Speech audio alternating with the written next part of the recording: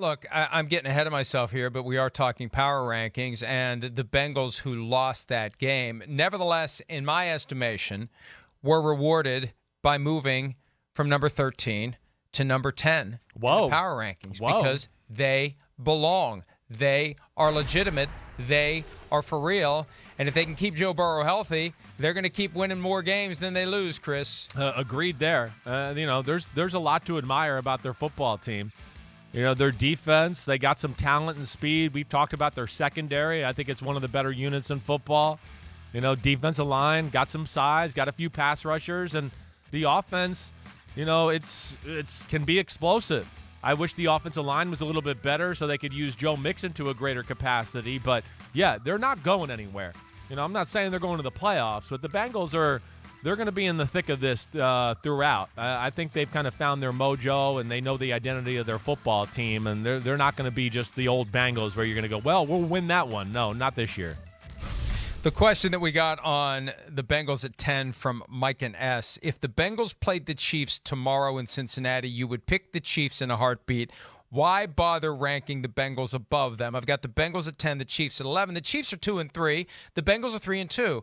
I don't know. I don't know if I would pick the Chiefs to beat the Bengals in Cincinnati if they were playing tomorrow because they're not. Right. Well, first off, it's just, I would think about that. I mean, the Chiefs' defense stinks. It stinks. Joe Burrow and Jamar Chase and T. Higgins and Joe Mixon are going to have a good day against the Kansas City Chiefs. And the Bengals, on the other side of the ball, they're capable of making a few stops against Patrick Mahomes and company. So I don't necessarily just agree with that statement. Yeah, okay, if they played them in Kansas City, maybe I'd take Kansas City. If they played them in Cincinnati, I don't know who I'm going to take. I don't know. The Chiefs are 2-3. They could be 0-5. Yeah, I know they could probably be, 4-1 too. But, nothing's been pretty or easy. So, you got to get out of that stigma of it's just the Chiefs. They're going to win and we're going to pick them to win. No, that's not the case anymore. They're not the untouched golden child of the NFL anymore.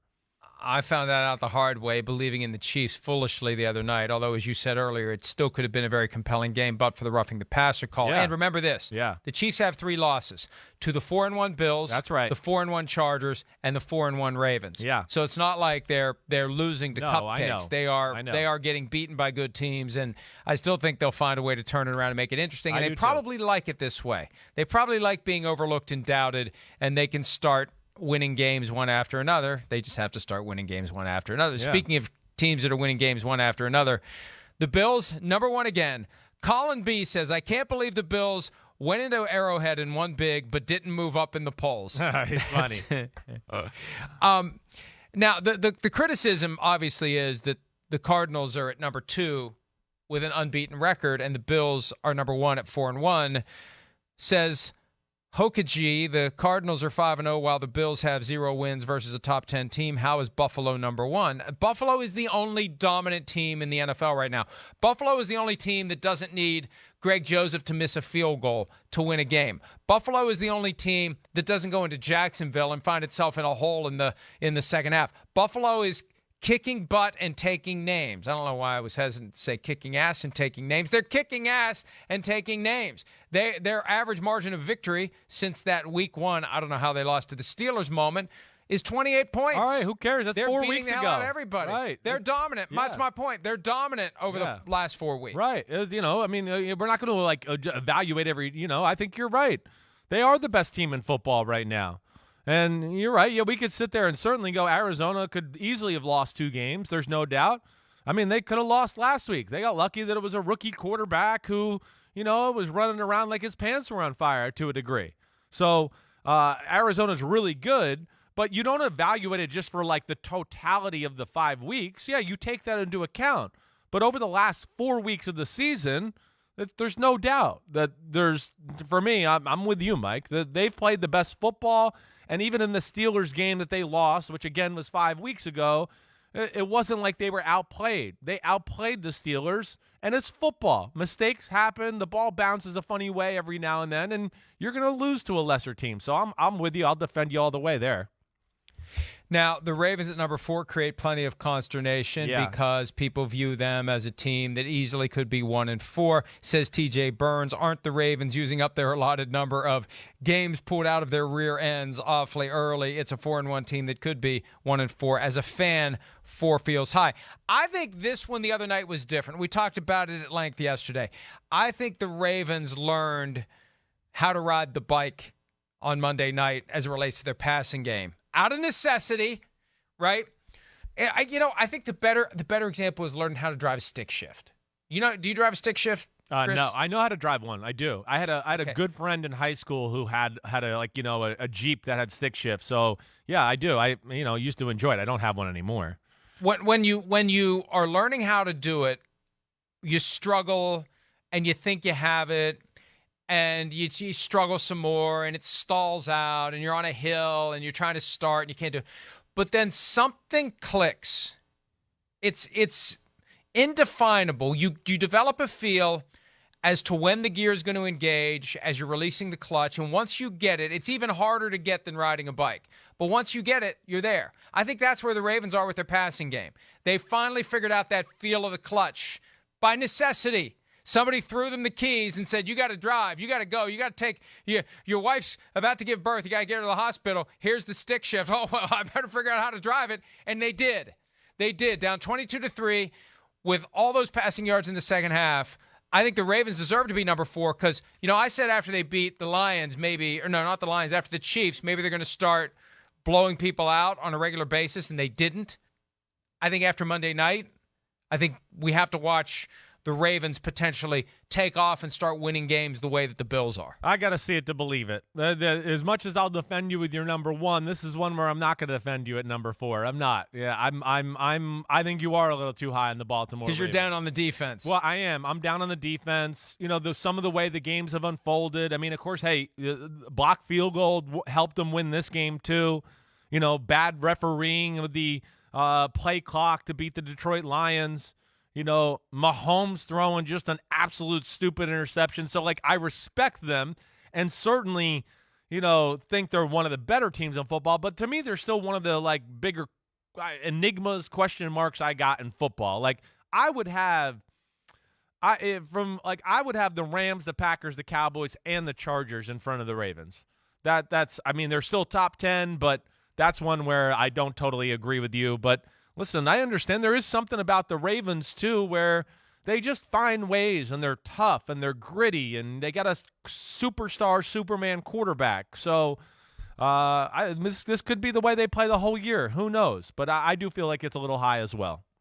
Well, we're going to find out over the next 2 weeks whether they deserve to be at number 4 because they have the Chargers, who are at number 8, and the Bengals, who are at number 10. How weird is it to see the Browns and Bengals both in the top 10? Boy, it's been a long time since that's happened. But and then they get their bye, and then, oh boy, the Vikings get the Ravens coming out of their bye. How about that? But I think if the Ravens can handle the Chargers and the Bengals, they've deserved it. They've earned it. They belong at number 4. And we'll see. We'll see. This is not going to be an easy game this weekend when the Chargers come to town, and we'll learn a lot about the Ravens coming up here in just a few days. All right, let's see what else here. I lost my – damn it. I hate when that happens. I lost my spot. Here we go. The Cowboys at number 7. Let's talk about the Cowboys because I know Shereen Williams disagrees with their placement at 7. She thinks they should be higher. Others think they should be higher. Zach Barnett says the Cowboys beat a bad Giants team. They finally passed the Chargers, fresh off beating a good Browns team. Doesn't make sense, but it makes sense. I don't know. I don't know. Look, I think the Chargers easily could have lost to the Browns. I know the Browns are good. Yeah, definitely. And I also put a little asterisk on that Chargers win over the Browns because of the bad officiating in the closing moments. I think it was taken from the Browns in multiple different ways. I think that's one of the reasons why I put the Cowboys past. But they won 44-20. And I know the Giants have a bunch of injuries, but they're still in the NFL. Yeah. They just beat the Saints last week in New Orleans. Destroyed them 44-20. That is the kind of dominance I've been looking for from the Cowboys. They are clearly the best team in the division. We were wrong. We, you, and me, and whoever else picked against the Cowboys to win the division. They're going to run away with the thing, barring a collapse. I know there's still 12 games to go, but they're showing all the signs of a team that is ready to be one of the top teams in the NFC. Yeah, definitely. They're the team that I think a lot of people thought they were going to be last year when they went into the year. We were like, well, they got all this talent on offense and Dak Prescott, and then it should be really good. I think you're, right in the sweet spot with them. Again, maybe a spot up because I think you're a little high on the Ravens, but I would take the Rams or the Packers over the Cowboys in a matchup right now. The Cowboys, even though the defense has improved, again, people got to put it in context. It's improved. It's causing some turnovers. There's no doubt. It's still in the bottom quarter of football, I believe, as far as a total defense. And, they haven't necessarily had to play the most explosive offenses in football. The Chargers are one team, yes, but, the Eagles, the Panthers, the Giants, certainly not. But I think you're right there with them. The one thing about the Cowboys is their offense is in the conversation for the best in football, there's no doubt, and they put tremendous pressure on you on that side of the ball. They really play through the run game. They make you kind of like, wait, we can't just play pass. We got to come up and stop these guys. They're really well coached. Like Joe Philbin deserves a lot of credit for what he's doing with that offensive line and run game there as the offensive line coach, but I got no issue at all with where you got the Cowboys. They're in this, and I wouldn't be shocked with as good as they are on offense if they're in the NFC Championship game. I really wouldn't, not at all. That hasn't happened since 1995. The Cowboys have not made it to the NFC title game since 1995. They go to New England this weekend.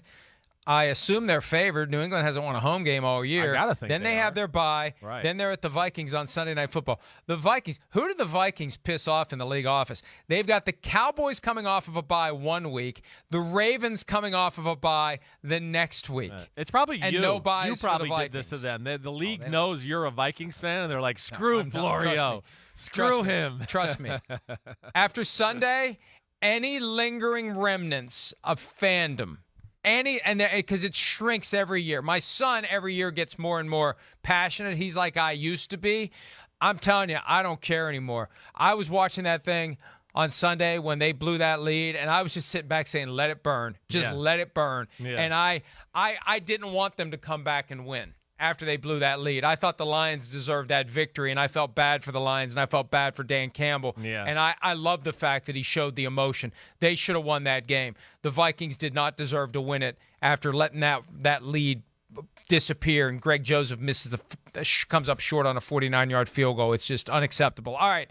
What about your number 11 Chiefs there? Let's talk about that. What about the Chiefs? Oh, okay. Pete says take a break. All right. Yeah. Now Pete says don't take a break. Well, you know what? We're going to spend all the time talking about whether we should take a break. Nate String says, I'm a Chiefs fan. How in the hell are they ranked number 11 with that defense? They will end up with a top 10 pick unless the offense starts printing 50-plus points per game. I think you said it right before. I have faith. They've lost to 3 good teams, and they're gonna win their games. Once they accept the fact that, you know what, last year doesn't matter, the year before doesn't matter, we are who we are, and we have to dig out of this hole. Once they accept that, they can get to work. It's very hard when you start seeing the losses pile up and almost match the number of games you lost the year before that. It's hard, but at some point you just have to accept, you know what, this is a new challenge. It's a different challenge, and we embrace it. Yeah. And maybe they're getting to that point, Chris. Yeah, they might be. And then, hey, listen, their offense is still special. I mean, even the other night, the game it's closer than you think, even though they were down big at one point. Tyreek Hill catches a ball on the first drive at the 4-yard line on 3rd and 10. It hits him in the face. They're going to score a touchdown once they get inside the 4. It's almost impossible to stop the Chiefs there. Tyreek Hill drops a ball right in the breadbasket, interception, pick 6. So it's not a disaster. The defense is a disaster. I will say, I don't know. If I'm the Chiefs, I might be looking to make a move, really, as far as like maybe bolster the offense. The defense is gone. Just go for it. Is there a receiver out there before the trade deadline that you can get your hands on? Right? OBJ. Wouldn't that be something? Well, listen, that's where my mind was going. I mean, because Cleveland doesn't – that's over. It can't work. Baker Mayfield and Odell Beckham Jr., it's not going to work. I've seen enough now. Like, I don't know. Odell's been open so much the last 3 weeks. I don't know if Baker doesn't like him or what, but there's something there to where I want to go, like, it's Cleveland. If I'm Cleveland, I'm going, wait, why are we paying this guy this money? We could probably get a first-round pick for him right now and really help our team out. Like, I might be thinking about that. I don't know if they would trade anybody in the conference, but it is weird to me. It is. I've watched it the last 3 weeks.